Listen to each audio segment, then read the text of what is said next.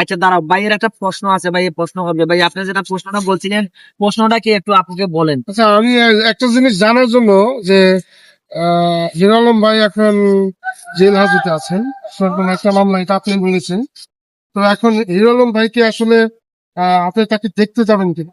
আপনি মামলা দিয়েছেন, কি কারণে দিয়েছেন না কারণ আমি জানতে চাইবো না, বা কি সমস্যা সেটা আমি জানতে চাইবো না। সে জেলে আছে এটা যেমন সত্য, আপনি তাকে দেখতে যাবেন কি?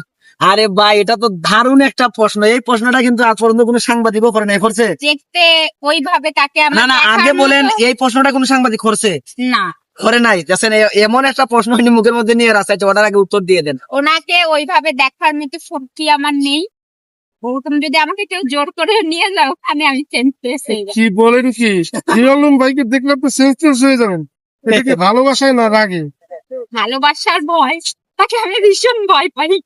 ভালোবাসার বই আপনি কি ভালোবাসার ভয় পান, না তাকে দেখতে হিসেবে ভয় পান? আমি তাকে তো ভীষণ ভালোবাসি, সেটা তো বাংলাদেশের সবাই জানে। আর আমি তার থেকেও বেশি আমাকে ভয় পাই। মিথিলা, আপনারা যে দূরে এক এক মিথিলা, আর আলমের সামনের মিথিলাকে যদি আপনারা দেখতেন, বলতেন যে এই কোন মিথিলা।